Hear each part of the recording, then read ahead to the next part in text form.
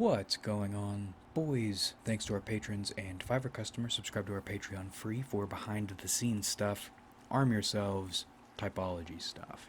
In the same way we did the INTJ-ISTP mistype video, this is not a comprehensive how for sure to distinguish mistypes guide. This is more why the mistype exists, why it's so common, and then some points to help distinguish mistypes. Now, I think this mistype is common for a few reasons, and it is similar to the ISTP-INTJ mistype thing. Maybe there's some weird overlap there. With INTJs and ISTPs, part of it has to do with NI, and with ESTJs and ENTPs, I feel confident NE is the crux of it. Add on to that the way people usually type people, which is to say one or two isolated incidents of some flavor of behavior rather than looking at their functions in the long term and in private. I think the first mistake is stereotyping.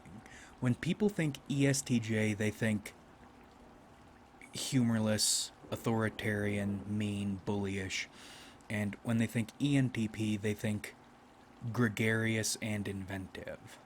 When in reality, if you're analyzing only their public behavior, particularly not looking at the bigger picture, both types are gregarious and inventive. With both types, it's a consequence of strong NE. With ENTPs, it's dominant NE. With ESTJs, it's tertiary NE. And strong extroverted judging functions. They're both spontaneous. They are both, contrary to popular stereotyping, outside the box thinkers. At least they can be on the fly. And they're both usually rather charming when their feet are all the way down on the accelerator of socializing. And why are ENFPs not part of this mistype issue? Because on this front, ENFPs are at a double loss. ENFPs are going to make their FI very obvious, and although TE can be socially adept in its own way, with ENFPs, TE is tertiary, so ENFPs are less likely to have a strong command over TE social custom or social form, and instead fall into the, or place themselves into the ENFP pigeonhole. The whole manic pixie dream girl or weird uncle thing. Because those social forms, those social roles, those social customs are pre-built, expected, and accepted. They work for them, so they do them. It's funny, as iconoclastic as we're supposed to view ENFPs, they're all iconoclasts. They're supposed to be hard to categorize, and that actually makes them very easy to categorize, and keeps them out of this mistyping issue. With ESTJs, their FI is inferior, so they're hiding it, or they're not dealing with it, which makes it harder to pick up on when they are performing, or when you're looking at them only in collections of incidents, rather than them over the long term. And with ENTPs, they don't have FI. And because they have tertiary FE, they can work these social customs even though they aren't necessarily built to do them. In other words, when an ESTJ and an ENTP are doing the gregarious social person thing, they look very similar because they're using the same strategies. And that leads us into the next point. In typology circles, ESTJs have a terrible public image. And that's not really their fault. It's the fault of the ways people use typology popularly. These are the things I like or I think I like. Those are the things I don't like or think I don't like. Not how do people operate. So people look at an ESTJ's 4 letters and slot everybody they don't like into that category. It's always either them or ESTPs.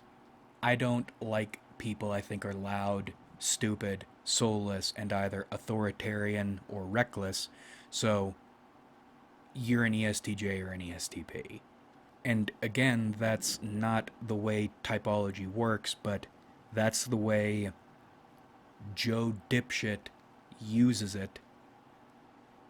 And maybe in the long term, that's a good thing because it keeps people away from typology. But anyway, you combine that negative image with the way NE seems to present on or in most type tests. For example, 16 personalities, the most common tests somebody is going to take if they want to figure out their type without looking any deeper. That test confuses ENTPs and ESTJs regularly, and then even on venerated Sakhanorva, NE has a tendency to get a little overrepresented even if it's not there. That's really the only issue I have with that test. And then combine what ESTJs and ENTPs are into that formula. Dominant NE or tertiary NE, which is tertiary functions are always going to look higher or present powerfully because people love their tertiary functions. And then you end up with the test mistypes. And between the mistypes, I think it's more common to see ESTJs mistype as ENTPs rather than vice versa. It still happens, but not as much in my experience. But that's where that negative public image comes in. Because once people get their types, or maybe they're a little confused, so they start looking at what people have to say, there is so much nasty shit said about ESTJs, stereotyped about ESTJs. So if there is any possibility for people to lean toward the cool one, or at least the not awful one, they're going to do that. And then youth typology makes it even worse. What can't dumb fucking kids make worse? I don't think people should fuck around with typology until they are at least 21. 18 at the very earliest.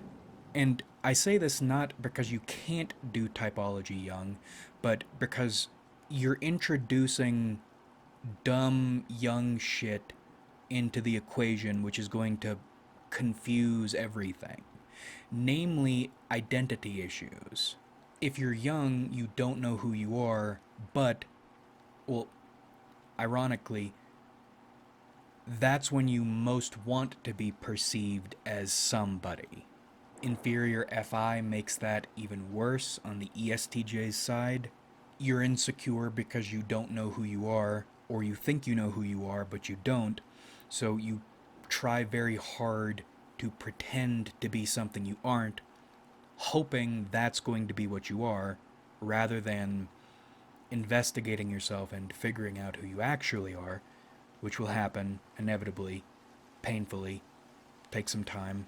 And then with ENTPs and their tertiary FE, they want a lot of attention, but they aren't going to get a lot of attention unless they present a solid, interesting identity for others to be in awe of. It's hard to rake in attention when you're blending with everybody else. So you, not for, well, it is for insecurity issues, but not for the same insecurity issues as with ESTJs, you're going to latch on to an image people seem to like in hopes people will like you too if you can trick them into believing you are that thing also. Fortunately for both of you, to the same extent ESTJs are negatively stereotyped, ENTPs are positively stereotyped, so for the ESTJs, here is this interesting identity you can try to take solace in. For actual ENTPs, here is this grossly misrepresented but popular version of you that you can pretend to be for the attention you want. So you get waves of people saying they are ENTPs, all acting edgy, overacting, and adding to this interference, making actual work that much more difficult to do. Now, let's step into some ways to distinguish these mistypes. ESTJs are spontaneous and gregarious, mostly socially or only sometimes. They might have a lot of little shit going on, but when you look at their lives in the long term or in the big picture, they usually have a plan and it is much less mundane than the persona they show people. Think the class clown who is well liked by everybody, but, and this is in high school, but they are diligent in their studies and their goal is to become a doctor and they have those steps for the most part worked out. Versus ENTPs. In my experience, they are living life like they're drunk driving. Same persona as the ESTJ, same public perception, fun, interesting, well liked, but where behind the scenes the ESTJ is diligent and moving forward step after step, the ENTP is fucked up and fucking up. Not always, but even when they have plans, they are usually not mundane, typical, or easy to chart out. And that's another little joke these two types live. Which type do you think deals with sudden, forced, massive life change better? It's ESTJs. You would think ENTPs would be able to adjust to these huge, sudden, forced changes easier because they look like clouds, but these instances hurt them, at least in my experience, worse than they hurt ESTJs, and it's not even close. And that's odd because when it's voluntary, when it's a decision, ENTPs are going to be making the larger decisions more often. But when it's forced, that fucks up ENTPs, and it doesn't fuck up ESTJs as much. And then we come to the distinguishing eccentricities of both types. ESTJs and ENTPs both are going to have a lot of shit going on. And once again, if you're just looking at the personas they show you, they're going to look similar, or sound similar rather. But in distinguishing these types and all the little shit they get into, you need to look at what they crowd their lives with. And ESTJ's life is going to be crowded with a bunch of stuff. Classes they attend, not necessarily school classes, I mean, like martial arts or what have you. Projects they are working on. Mementos from their past. Stuff.